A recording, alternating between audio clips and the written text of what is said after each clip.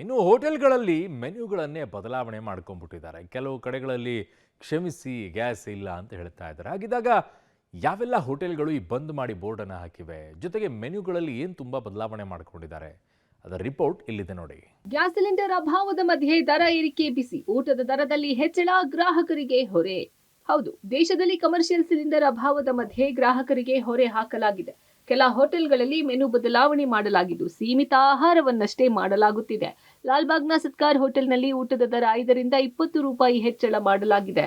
ಲಾಲ್ಬಾಗ್ ರಸ್ತೆಯಲ್ಲಿರುವಂತಹ ಸತ್ಕಾರ್ ಹೋಟೆಲ್ನ ಮೇಲ್ಭಾಗದಲ್ಲಿ ಅಂದರೆ ಟೆರೆಸ್ನ ಮೇಲೆ ಇದೀಗ ಏನೋ ಸೌದೆ ಒಲೆಯ ಮೂಲಕವಾಗಿ ಅಡುಗೆಯನ್ನು ಮಾಡ್ತಾ ಇದ್ದಾರೆ. ರೈಸ್ ಐಟಮ್ಗಳನ್ನು ಮತ್ತು ಸಾಂಬಾರ್ ಪದಾರ್ಥಗಳನ್ನು ಪ್ರತಿನಿತ್ಯ 3 ರಿಂದ 4 ಗ್ಯಾಸ್ ಸಿಲಿಂಡರ್ಗಳು ಬರ್ತಾ ಇತ್ತು. ಅದು ಸಾಕಾಗ್ತಾ ಇರಲಿಲ್ಲ.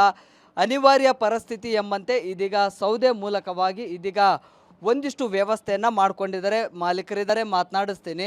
ಸರ್, ಯಾವುದೆಲ್ಲ ಐಟಮ್ಸ್ ಮಾಡ್ತೀರಿ, ಹೇಗಿದೆ ಸಿಚುವೇಶನು? ಹೆಚ್ಚಾಗಿ ರೈಸ್ ಬಾತ್ ಐಟಮ್ಗಳೇ ಮಾಡ್ತಾಯಿದ್ವಿ. 3-4 ಐಟಮ್, 5 ಐಟಮ್ ಮೊಸರನ್ನ ಸೇರಿ 5 ಐಟಮ್ ರೈಸ್ ಬಾತ್ಗಳೇ ಮಾಡ್ತಾಯಿದ್ವಿ. ಮತ್ತು ಸಾಂಬಾರು, ಮಧ್ಯಾಹ್ನಕ್ಕೆ ಊಟ ಸಹ ಐಟಮ್ ಏನಿಲ್ಲ, ಬರೀ ಒಂದು ಸಾಂಬಾರು ಮಾಡಿದ್ವಿ, ಸಾಂಬಾರು ರೈಸ್. ಆಮೇಲೆ ಚಾಟ್ಸ್ ಐಟಮ್ ಇಟ್ಟಿದ್ವಿ, ಅದೆಲ್ಲ ಕರೆಂಟ್ ಸ್ಟವ್ಗಳಲ್ಲಿ ಆಗ್ತಾಯಿದೆ. 5 ರೂಪಾಯಿಂದ 20 ರೂಪಾಯಿ ತನಕ ಕೂಡ ದರ ಏರಿಕೆ ಆಗಿದೆ ಸರ್ ಇಲ್ಲಿ. ಹೌದು ಸರ್, 5 ರಿಂದ 20 ಮಾಡಿದ್ದೇವೆ. ಬಟ್ ಅದು ಅನಿವಾರ್ಯ, ಏಕೆಂದರೆ ಇದು ಖರ್ಚುಗಳು ಅಷ್ಟು ಬರ್ತದೆ. ಮತ್ತು ಈಗ ನಮ್ಮ ಸ್ಟಾಫ್ ಎಲ್ರಿಗೂ ಕೆಲಸ ಇಲ್ಲ. ಈಗ ಸಂಬಳ ಕೊಡಲೇಬೇಕು, ಅದೇ ಸಂಬಳ ಕೊಡಲೇಬೇಕು. ಅದರಿಂದ ಮತ್ತೆ ಅನಿವಾರ್ಯ ಏನದು ರೇಟ್ ಜಾಸ್ತಿ ಮಾಡೋದು. ಈಗ ರೇಟ್ ಜಾಸ್ತಿ ಆಗಿರೋದಕ್ಕೆ ಗ್ರಾಹಕರು ಒಪ್ಕೊಳ್ತಾ ಇದ್ದಾರಾ ಸರ್? ಪ್ರಶ್ನೆ ಮಾಡ್ತಾ ಇದ್ದಾರೆ. ಅವ್ರ ಹತ್ರ ಇದು ನಾನು ಕ್ಷಮೆ ಕೇಳ್ತೇನೆ.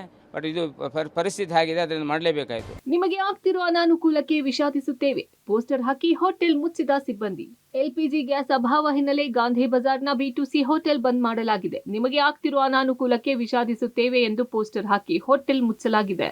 ಒಂದೊಂದೇ ಹೋಟೆಲ್ಗಳು ಕ್ರಮೇಣ ಬಾಗ್ಲಾಗ್ತಾ ಇದೆ. ನಾನು ಅದೇ ರೀತಿ ಒಂದು ಹೋಟೆಲ್ ಮುಂಭಾಗದಲ್ಲಿ ನಿಂತಿದ್ದೀನಿ. ದೃಶ್ಯಗಳಲ್ಲಿ ನೋಡ್ಬೋದು. ಇದು ಗಾಂಧಿ ಬಜಾರ್ ಬಸವನಗುಡಿ ಬಳಿ ಇರುವಂತಹ B2C ಅನ್ನುವಂಥ ಹೋಟೆಲ್ ಮುಂಭಾಗದಲ್ಲಿ ನಿಮಗೆ ಬೀಗ ಹಾಕಿರೋದು, ಅದು ಗೇಟ್ಗಳ ಶೆಲ್ಟರ್ನ ಕ್ಲೋಸ್ ಮಾಡಿರೋ ದೃಶ್ಯಗಳ ಕಾಣಿಸ್ತಾ ಇದೆ. ಕಾರಣ ಕೂಡ ಅವರೇ ಕ್ಲೀನಾಗಿ ಮೆನ್ಷನ್ ಕೂಡ ಮಾಡಿದ್ದಾರೆ, ಅದನ್ನು ಸಹ ತೋರಿಸ್ಬಿಡ್ತೀನಿ.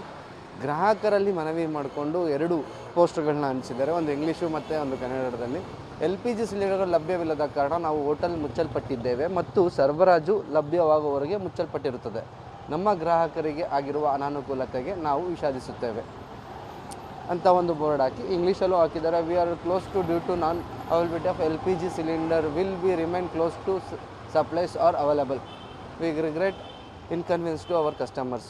2 ಅಂದರೆ ಕನ್ನಡ ಮತ್ತು ಇಂಗ್ಲೀಷಲ್ಲಿ ಹಾಕಿರುವಂಥದ್ದು. ಇಲ್ಲಿ ಟೈಮಿಂಗ್ಸ್ ಕೂಡ ಅವ್ರು ಮೆನ್ಷನ್ ಮಾಡಿದರು. ಬೆಳಗ್ಗೆ 8 ಗಂಟೆಗೆ ಶುರು ಆದರೆ 3:30ವರೆಗೂ, ಸಂಜೆ 5 ಗಂಟೆಯಿಂದ ರಾತ್ರಿ 10:30ವರೆಗೂ ಬಗೆ ಬಗೆಯ ತಿಂಡಿ ತಿನಿಸುಗಳನ್ನು, ಖಾದ್ಯಗಳನ್ನು ಕೊಡ್ತಿದ್ದಂತಹ B2C ಹೋಟೆಲ್ ಈಗ ಸಂಪೂರ್ಣ ಕ್ಲೋಸ್ ಆಗಿರೋಂಥ. ಅವರೇ ಹೇಳ್ಕೊಂಡಿರೋ ಹಾಗೆ ನಮಗೆ ಗ್ಯಾಸ್ ಸಿಲಿಂಡರ್ ಸಿಗ್ತಿಲ್ಲ, LPG ಸಿಲಿಂಡರ್ ಸಿಗ್ತಿಲ್ಲ, ಹಾಗಾಗಿ ನಾವು ಕ್ಲೋಸ್ ಮಾಡಿದ್ದೀವಿ ಅಂತ.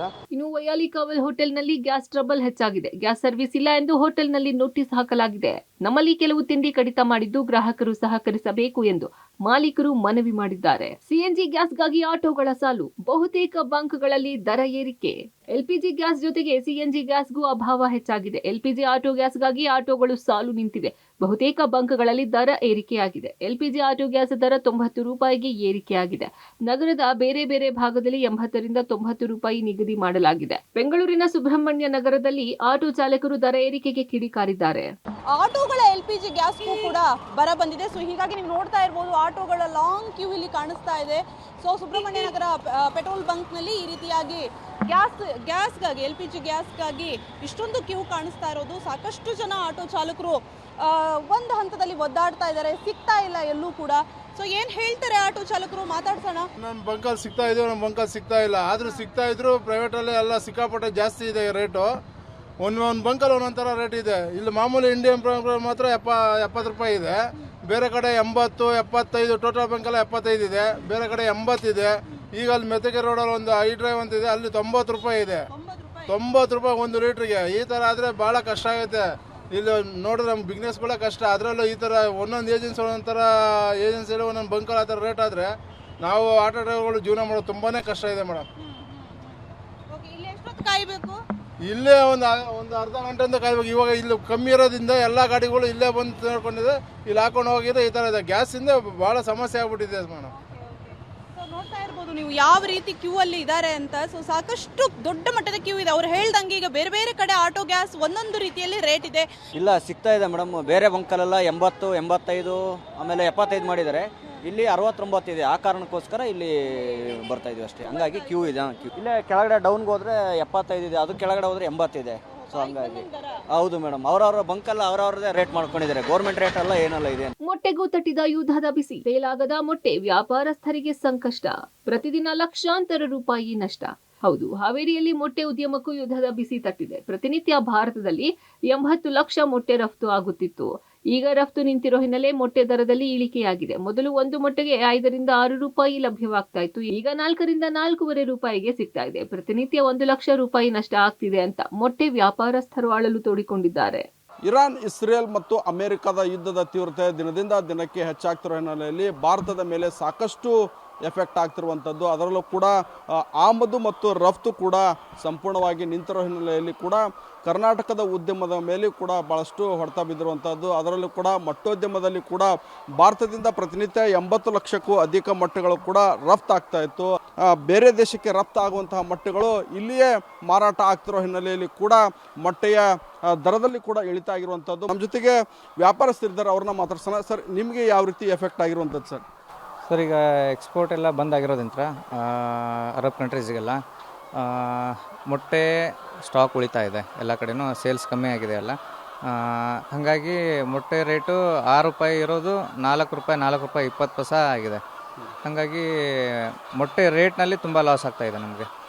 ಎಗ್ ಪ್ರೊಡಕ್ಷನ್ನೇ ನಮಗೆ 5 ರೂಪಾಯಿ ಮೇಲೆ ಒಂದು ಎಗ್ಗಿಗೆ ಕಾಸ್ಟ್ ಬೀಳುತ್ತೆ. ರೇಟ್ 4 ರೂಪಾಯಿ 20 ಪೈಸೆ ಅಂತಂದರೆ ತುಂಬ ಲಾಸ್ ಆಗ್ತಾ ಇದೆ. ರಾಜ್ಯದಲ್ಲಿ ನಲುಗಿದ ಕುಕ್ಕಟೋದ್ಯಮ. ಕೋಳಿ ಫಾರ್ಮ್ ಮಾಲೀಕರು ಕಂಗಾಲು.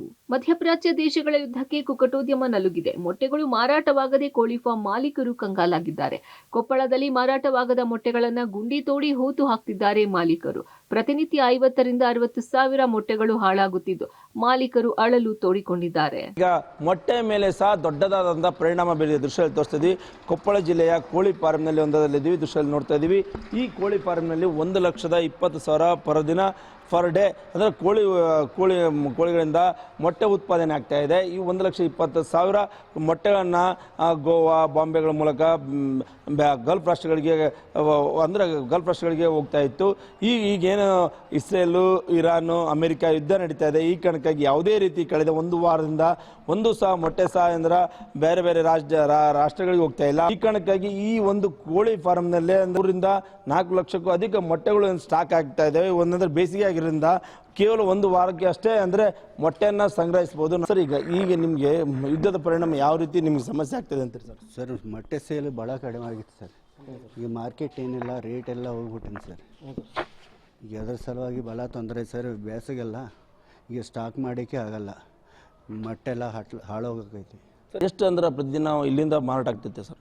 ನಮ್ಮದು 1 ಲಕ್ಷ ಉತ್ಪತ್ತಿ ಐತೆ ಸರ್. ಇದು ಈಗ ಏನು ಸೇಲ್ ಏನಿಲ್ಲ, 3-4 ಲಕ್ಷ ಡೈಲಿ ಸ್ಟಾಕೇ ಆಗಿಬಿಟ್ಟಿನಿ ಸರ್. ಮಧ್ಯಪ್ರಾಚ್ಯದಲ್ಲಿನ ಯುದ್ಧದಿಂದಾಗಿ ರಾಜ್ಯದಲ್ಲಿ ನಾನಾ ಅವಾಂತರಗಳು ಸೃಷ್ಟಿಯಾಗಿವೆ. ಯುದ್ಧ ಯಾವಾಗ ನಿಲ್ಲುತ್ತೋ, ಎಲ್ಲ ಯಾವಾಗ ಸರಿಯಾಗುತ್ತೋ ಅಂತ ಜನರು ಕಾಯುತ್ತಿದ್ದಾರೆ. News desk, public TV.